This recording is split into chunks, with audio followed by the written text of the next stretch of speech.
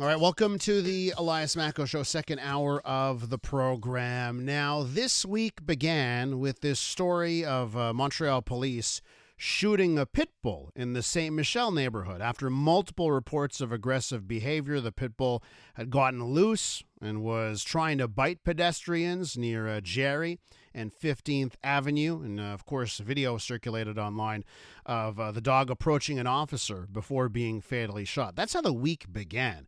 It's not lost on me this morning as the week ends. There's a story in Journal de Montreal about a woman talking about what she went through at the end of June when the pit bull in her home, right, the pit bull belonging to her partner's son, apparently sweet dog, and then it just turned on her.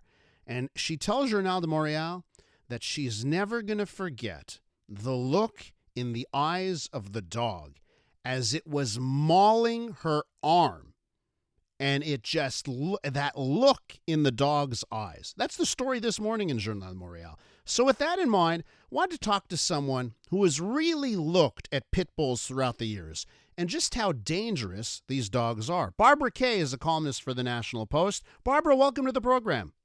Thanks for having me, Elias. Great to be with you. And, through the years, you've covered this story, and I guess it always comes back. There's, and by the way, there's a story out of the States.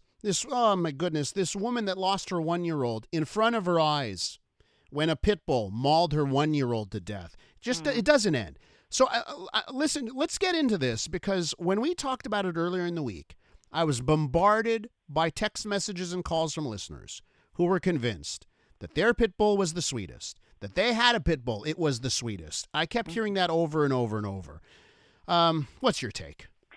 Well, I'm not surprised that you heard from these people, because this is a very common response, is my pit bull wouldn't hurt a fly.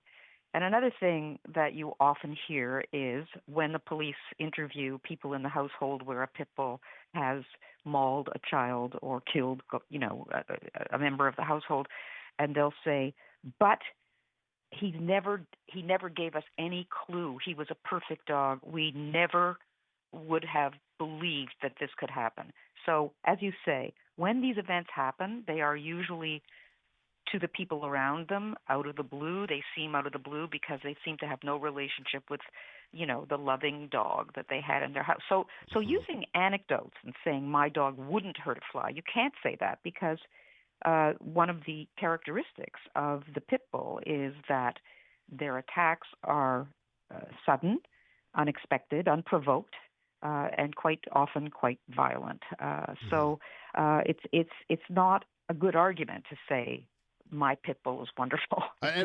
But of course, here we start off with battle of anecdotes, right? Because we have these terrible stories from the week, and the people saying, well, my pit bull's the sweetest. Let's get to the data, because I know you've looked at it. Do we have, because some people, they want to debate me on the data. There's no evidence, right? But what about that? Is there evidence on the pit bull? There is such overwhelming evidence that it's astonishing that people can even say that with a straight face. Yes, let me just give you one statistic that is reliable, and this only goes to the year 2019. So in the period of 15 years between 2005 and 2019, dogs in general killed 521 Americans. And of those 521 Americans, pit bulls were responsible for 346, or 66%. So pit bulls, and I'm going to say pit bull type dogs, because there's no such thing as the pit bull. There's different genres. The American pit bull, the pit bull terrier, the Staffordshire. They're all part of the same typology. So pit bull types. So if a dog is responsible for 60% of deaths, and they represent only 6% of the dog population, any epidemiologist will tell you that there's something going on beyond, they were provoked, or, that's, you can't depend on those statistics, or whatever. The statistics are there. And there's more, because they tend to, 53% of their attacks are within their own home. So in other words, they're known to the subjects that they attack. And it gets worse because the doctors tell us, we have studies from hospitals that will say that 53% of dog attacks where an operation is necessary are from pit bulls. These are overwhelming statistics, but pit bull advocates have very little respect or no respect for science or epidemiology. They just don't. They are very married to this idea that the pit bull is a misunderstood, or there's a bad rap or there's some conspiracy against them. And Barbara, if I'll just add, one thing, and I mentioned on the show this week, when I've spoken to veterinarians, they will never talk on the record about it, right? That's right. But when That's you get a veterinarian and it's between you, them, and the lamppost, they will tell you what they see in their practice, and they'll never go on the record because they know they'll be a target of this pit bull lobby if they were to say what they see as a result of pit bulls. So it's obviously the human side of things, but there's also the other pets that are injured because of pit bulls. Well, pit bulls are responsible for 95% of dog on other animal deaths. Now, that's an unbelievable. And I'm not just talking about other dogs and cats. They will attack a very large animal like a horse or a cow. No other dog, to my knowledge, maybe a Rottweiler. But pit bull has no fear. When they attack, they'll attack anybody or anything. And even if it were just for other animals' safety, people should be very wary of having, a pit bull because they want to go to parks, they want to, take walks, and the stats are there. With Barbara Kay, columnist for the National Post, she's written thousands and thousands of words about pit bulls and the danger of pit bulls over the years. Barbara, should we ban them? That is another question here. Ontario did it a long time ago. I don't know if we have any evidence there. Should we ban pit bulls?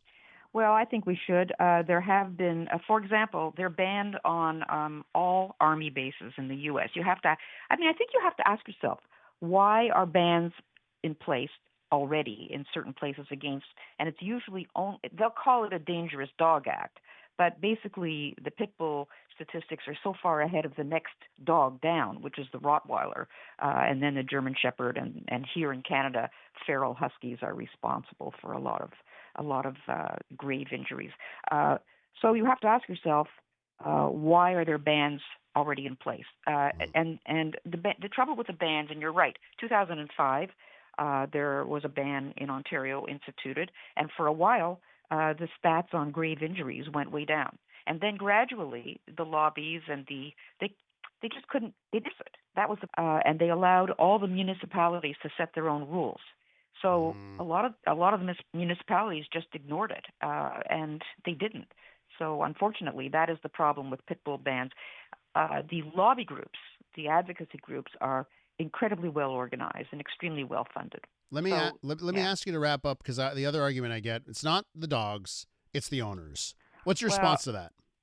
If you would tell me that an owner of a greyhound could train their dog to run slower, then I would say maybe you have a point there. But the pit bull is bred for one thing, and that is to be aggressive, to have no fear, to attack relentlessly, and to keep going, and to be a fighter.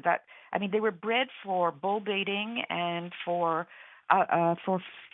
fighting for gamblers. It's what they do, and it's what they, until the 1980s, it's what they were known for. And everybody understood, these are not pets. These are fighting dogs. So you cannot change a dog's nature. You can train them to do all kinds of things, and pit bulls are easy to train because they're very intelligent and they love to play, and they can be, you can get them to do all kinds of games and stuff. But you cannot breed out their high prey drive and their sudden that trigger reaction, even to people that they've known and loved. You'll never understand why it happened, but there's never a reason. And Barbara, to the Greyhound analogy, a listener sent me a text this week that says that said, I could never untrain my retriever to retrieve, right? It's just part of the breed. Exactly. Barbara, got to leave it there. Thanks for hopping on today. Really appreciate it. Oh, I'm very happy you asked me. Thanks, Elias. That's Barbara Kay, columnist for the National Post.